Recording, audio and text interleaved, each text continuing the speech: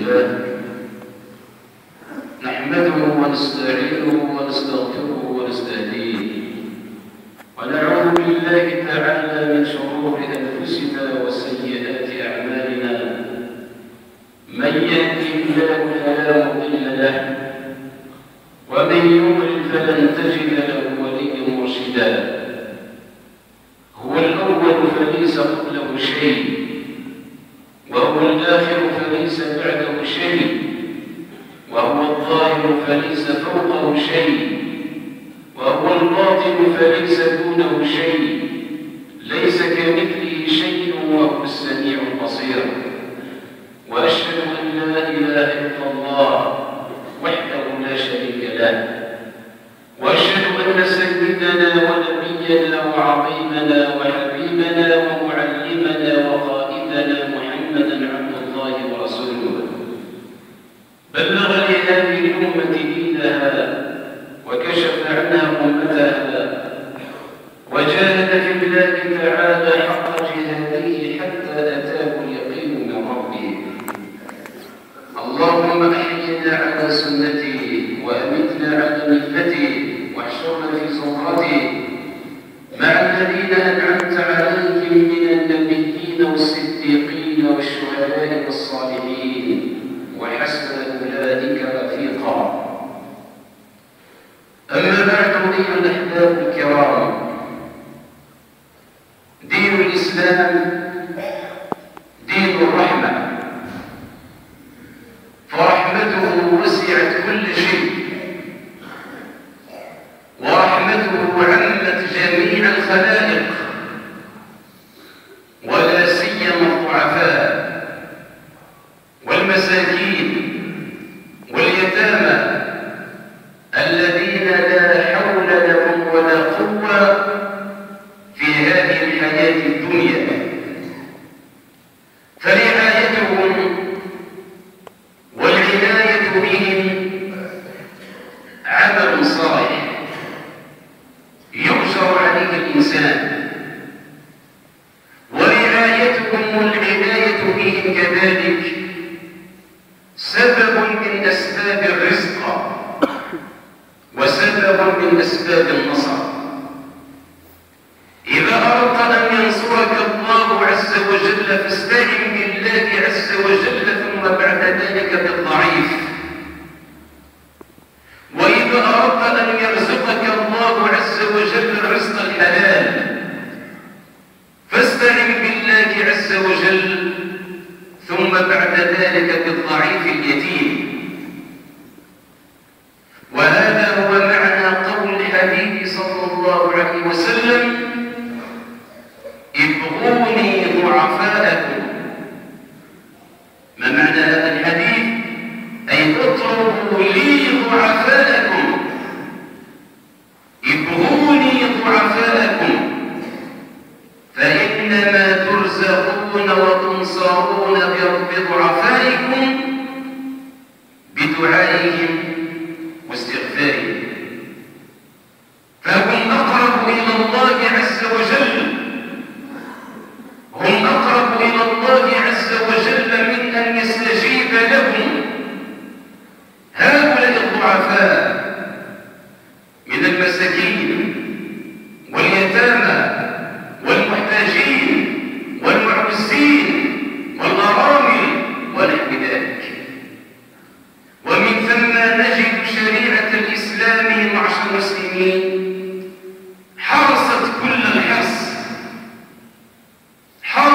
كل الحرص على العناية بهؤلاء اليتامى داخل المجتمع. حرصت عليهم أشد الحرص في كثير من آيات القرآن الكريم وفي كثير من أحاديث رسول الله صلى الله عليه وسلم. وهذا من حيث رعايتهم ومن حيث معاملتهم ومن حيث الإحسان إليهم ومن حيث السهر عليهم ومن حيث إيجاد سبل العيش لهم. الله جل وعلا يقول: يسألونك ماذا محمد ماذا ينفقون؟ أي ما هي المواضع التي ينفق فيها المال؟ وما هي المواضع التي تنفق فيها الصدقات والزكوات والخيرات؟ يسألونك ماذا ينفقون؟ قل ما أنفقتم من خير فللوالدين أولهم والأقربين ثانيا واليتامى ثالثا والمساكين رابعا وابن السبيل خامسا وما تفعلوا من خير فإن الله به عليم. انظروا إلى عناية الإسلام بالضعفاء وفي طبيعته اليتامى. ثم نجد شريعة الإسلام معشر المسلمين جعلت زجر اليتيم وضرب اليتيم وإهانة اليتيم وأكل مال اليتيم، جعلت هذا كله من أسباب التكذيب بالدين والعياذ بالله. وهذا من عمل من؟ وهذا من عمل الكفرة ومن عمل العصاة المجرمين. وكلكم يحفظ قول الله عز وجل: أرأيت الذي يكذب بالدين؟ هل رأيت يا محمد من يكذب بالدين؟ أرأيت الذي يكذب بالدين من هو؟ فذلك الذي يدع اليتيم، أي يصغر اليتيم وينهاره ويضربه ويستحوذ على ماله ويفعل به ما يشاء من السب والأذى ونحو ذلك، فذلك الذي يدع اليتيم ولا يحض على طعام المسكين. انظر إلى عناية الإسلام بالضعفاء. وكان من أول ما نزل على قلب رسول الله صلى الله عليه وسلم من القرآن في العهد المكي، نزل عليه قوله تعالى: فأما اليتيم فلا تقهر وأما السائل فلا تنهر وأما بنعمة ربك فحدث. وجعل الله عز وجل من أوصاف المتقين، ونرجو من الله عز وجل أن نكون منهم، جعل الله عز وجل من أوصاف المتقين: ويطعمون الطعام على حبه مسكينا ويتيما وأسيرا. الأسير فمن علامة المتقين، ورغم حبهم لهذا المال ورغم حبهم لهذه الخيرات ورغم حبهم لهذا الطعام، تجدهم يؤثرون به على اليتامى وعلى المساكين وعلى المحتاجين. إنما نطعمهم لوجه الله، وهذا هو المؤمن.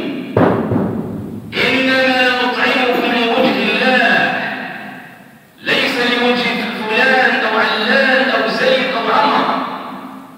إنما نطعمكم لوجه الله، لا نريد منكم جزاء ولا شكورا.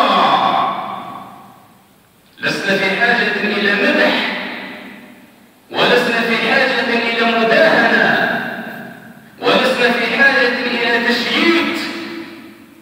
لا نريد منكم جزاء ولا شكورا. لماذا؟ إنا نخاف من ربنا يوما عبوسا قمطريرا، عذاب الله يوم القيامة. فوقاهم الله شر ذلك اليوم ولقاهم نضرة وسرورا وجزاهم بما صبروا جنة وحريرا متكئين فيها على الأرائك، متكئين فيها على الأرائك، لا يرون فيها شمس ولا زمهريرا، ودانية عليهم ظلالها. أي ظلال الجنة، ودانية عليهم ظلالها، وذللت قطوفها تذليلا، ويطاف عليهم بآنية من فضة، وأكواب كانت قوارير من فضة قدروها تقديرا، ويسقون فيها كأسا كان مزاجها زنجبيلا، عينا فيها تسمى سلسبيلا، إلى آخر الآيات القرآنية التي ذكرنا الله عز وجل بها في سورة الإنسان. وما أجملها من سورة، وهي التي تتحدث عن أوصاف المتقين، وتتحدث عن هؤلاء الذين يطعمون الطعام على حبه مسكينا ويتيما وأسيرا. هذه أوصاف المتقين أيها الإخوة الكرام، وهذه هي عناية الإسلام بالضعفاء واليتامى والمساكين والمحتاجين ونحوهم. وأروع آية التي تكرم اليتامى معشر المسلمين أحسن تكريم هو قول الله جل وعلا: واعبدوا الله ولا تشركوا به شيئا، وبالوالدين إحسانا، وبذي القربى واليتامى والمساكين والجار ذي القربى والجار الجنب والصاحب بالجنب وابن السبيل وما ملكت أيمانكم. نجد في هذه الآية الكريمة أن الله عز وجل يربط عبادته بالإحسان إلى اليتامى، يربط عبادته بالإحسان إلى اليتامى، فكأن الإنسان معشر المسلمين عندما يسيء إلى يتيم فكأنما أساء إلى الله، وكأن الإنسان عندما ينتهر أو يصر يتيما فإنما يصر الله ويعتدي على الله. هذه رعاية الإسلام اليتامى، ومن ثم جاء التحذير، ومن ثم جاء التحذير الشديد والوعيد العظيم من الله عز وجل ليبين للناس عاقبة أكل أموال اليتامى، ليبين للناس عاقبة أكل أموال اليتامى. وما أكثركم في مساجدنا، وما أكثركم في الصفوف الأولى، وما أكثركم في كل مكان، وهم يتظاهرون بالعبادة، وأموال اليتامى في بطونهم، وخيرات اليتامى في أكبادهم. يقول جل وعلا: إن الذين يأكلون أموال اليتامى ظلما. اسمع أيها الظالم، إن الذين يأكلون أموال اليتامى ظلما إنما يأكلون في بطونهم نارا وسيصلون سعيرا. جمع الله عز وجل بينهم عذابين: عذابا في الدنيا وهو أن كل ما يأكلونه من أموال اليتامى إنما يأكلون نار جهنم في بطونهم، والعذاب الثاني هو يوم القيامة وسيصلون سعيرا. فأين المفر أيها الظالم؟ أين المفر يا من يستحوذ على خيرات اليتامى؟ أين المفر يا من يستثمر أموال اليتامى في الصحراء؟ أين المفر أيها الظالم يا من يستثمر أموال اليتامى في المشاريع؟ أين المفر أيها الظالم؟ إنما يأكلون في بطونهم نارا وسيصلون سعيرا. وتجي اليوم تصلي وتغفر الإمام، انظر إلى عاقبتك أيها الظالم.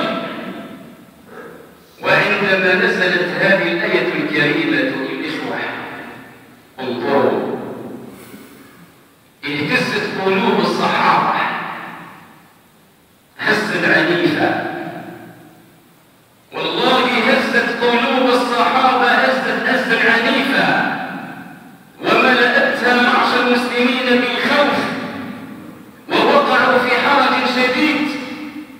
يقول الصحابي الجليل عبد الله بن عباس يقول: لما نزلت هذه الآية الكريمة، الآية التي تلوناها عليكم: إن الذين يأكلون أموال اليتامى ظلما إنما يأكلون في بطونهم نارا وسيصلون سعيرا، عندما نزلت هذه الآية الكريمة انطلق كل من كان عنده يتيم، أي واحد عنده يتيم، انطلق كل من كان عنده يتيم فعزل طعامه عن طعامه وشرابه عن شرابه، ثم ذكروا ذلك لرسول الله صلى الله عليه وسلم.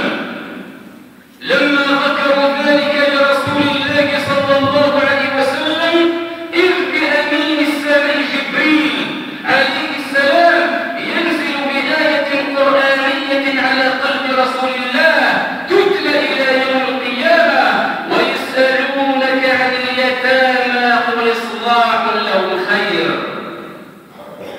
ما معنى إصلاح لهم خير؟ بمعنى استثمار أموالهم وتنمية أموالهم خير لكم، بشرط ألا تستحوذوا على أموالهم وألا تأكلوا أموالهم. نزل قوله تعالى: ويسألونك عن اليتامى قل إصلاح لهم خير وإن تخالطوهم فإخوانكم، بمعنى أن تخلط مالك بمالك، هذا لا حرج فيه ولا إثم فيه، ولكن الآية القرآنية تكمل وتقول: والله يعلم المفسد من المصلح. يعلم الله عز وجل نية الخبيث الذي يريد أكل مال اليتيم، ويعلم الله عز وجل نية الصالح الذي يريد أن يخلط ماله بمال اليتيم ولكن لا يأكله ولا يستحوذ عليه. والله يعلم المفسد من المصلح، ولو شاء الله لأعنتكم إن الله عزيز حكيم. ثم ماذا أيها الإخوة؟ وأعد النبي صلى الله عليه وسلم أكل مال اليتيم، عده من السبع الموبقات، بمعنى من السبع المهلكات التي تهلك الإنسان في الدنيا قبل الآخرة. يقول نبي الرحمة صلى الله عليه وسلم: اجتنبوا السبع الموبقات، أي المهلكات. فقال الصحابة: وما هن يا رسول الله؟ قال: الشرك بالله، والقتل أي قتل العمد، والسحر وما أكثره في مجتمعنا، السحر وما أكثره في أوساطنا، السحر وما أكثره في أوساط النساء، السحر وما أكثره في الحمامات، السحر وما أكثره بين الشابات، السحر. هذه الجريمة الكبيرة العظيمة التي استفحلت في مجتمعنا وانتشرت انتشار النار في الهشيم.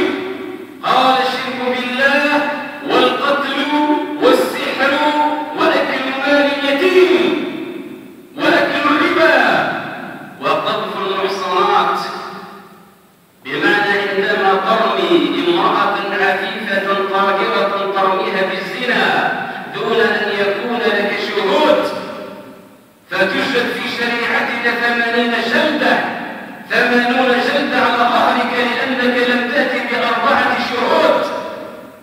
والسابع والتولي يوم الزحف، الفرار أثناء الجهاد. ثم ماذا أيها الإخوة؟ انظروا دائما إلى رعاية الإسلام باليتامى. حرم الله عز وجل على الإنسان، حرم الله عز وجل على الإنسان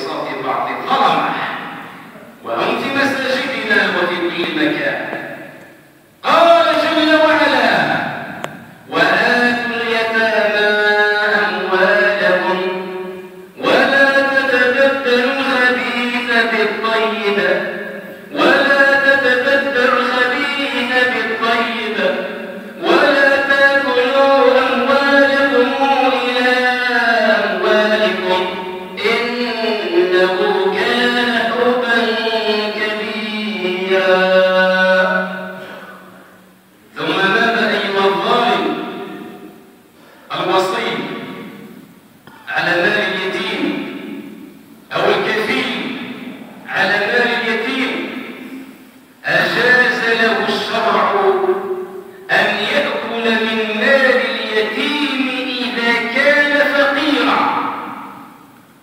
انظروا، أجاز له الشرع أن يأكل من مال اليتيم إذا كان فقيرا، وأن يأكل قدر الحاجة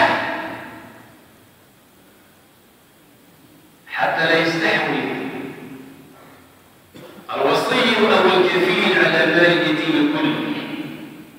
أما إذا كان غنيا بماله فالقرآن الكريم يقول له: إن تستعفف فهو خير لك، إن تستعفف فهو خير لك، حتى لا تقع في الحرام ودع ما يريبك إلى ما لا يريبك. قال جل وعلا: وابتلوا اليتامى حتى إذا بلغوا النكاح فإن آنستم منهم رشدا فادفعوا إليهم أموالهم ولا تأكلوها إسرافا وبطرا أن يكبروا، ومن كان غنيا فليستعفف ومن كان غنيا فليستعفف ومن كان فقيرا فليأكل بالمعروف، فإذا دفعتم إليهم أموالهم فأشهدوا عليهم وكفى بالله حسيبا. كفى بالله حسيبا. من الذي يحاسبك؟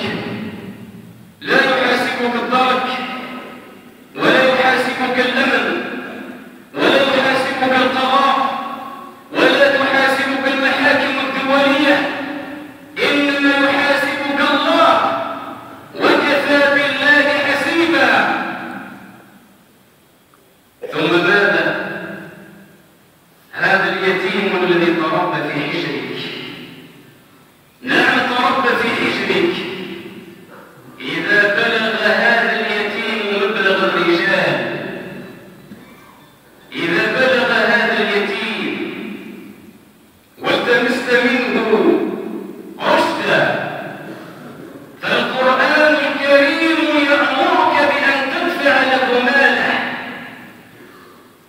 أدفع له ماله، فإذا دفعتم فإن آنستم منهم رشدا فادفعوا إليهم أموالهم ولا تأكلوها إسرافا وبطرا أن يكبروا. ثم ماذا أيها الأحباب الكرام؟ أرغب الإسلام وأشد الترغيب، أرغب الإسلام وأشد الترغيب في كفالة اليتامى، ورتب على هذا الأجر العظيم عند الله عز وجل. فيقول نبي الرحمة صلى الله عليه وسلم: أنا وكافل اليتيم هكذا في الجنة. وأشار الحبيب إلى السبابة والوسطى وفرق بينهما: أنا وكافل اليتيم هكذا في الجنة. فيا بشرى ويا طوبى لمن تكفل بهذا اليتيم وأحسن إليه ورباه وأحسن تربيته ولم يكن مالا ولم يستحوذ على ماله. ثم ماذا أيها الإخوة الكرام؟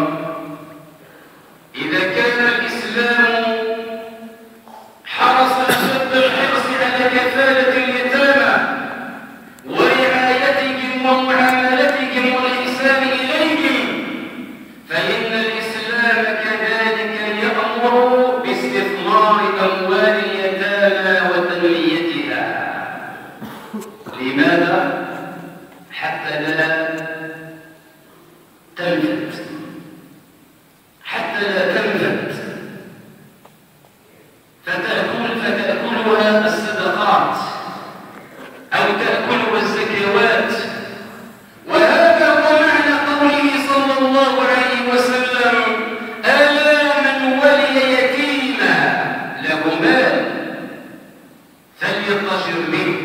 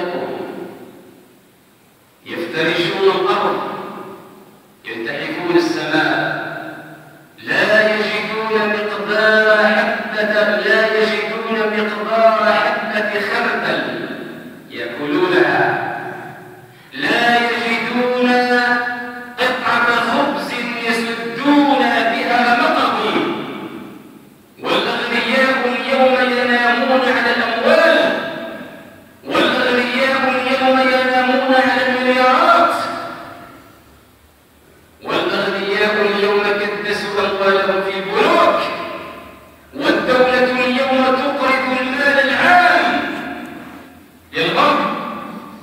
الدولة اليوم تقوم بإقراض المال العام للغرب، والناس اليوم عندنا يموتون، والفقراء يموتون، والمساكين يموتون، واليتامى يموتون.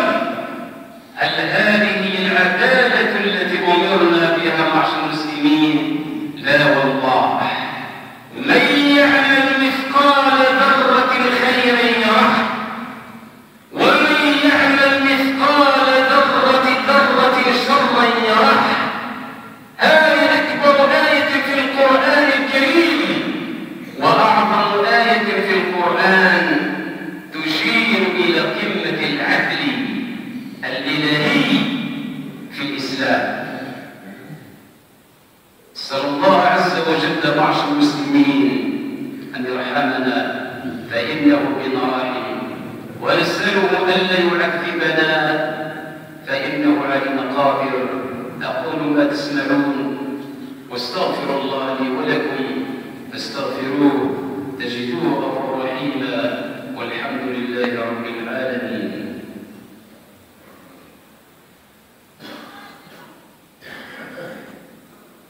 الحمد لله غافر الذنب وقابل التوب شديد العقاب، شديد العقاب، شديد العقاب، بالطول لا إله إلا هو إليه المصير. وأصلي وأسلم على حبيبي وقرة عين محمد صلوات ربي وسلامه عليه.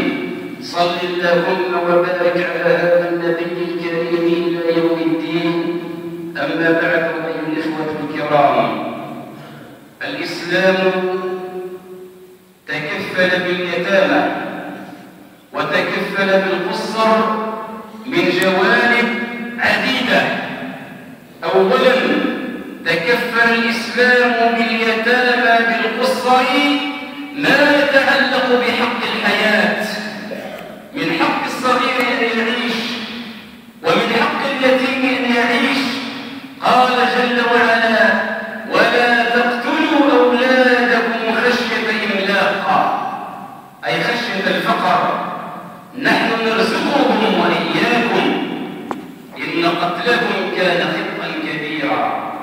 ثانيا حق النسب، ولذلك نجد الإسلام حرم الزنا حتى نحافظ على نسب المولود. قال جل وعلا: ادعوهم لآبائهم هو أقسط عند الله، فإن لم تعلموا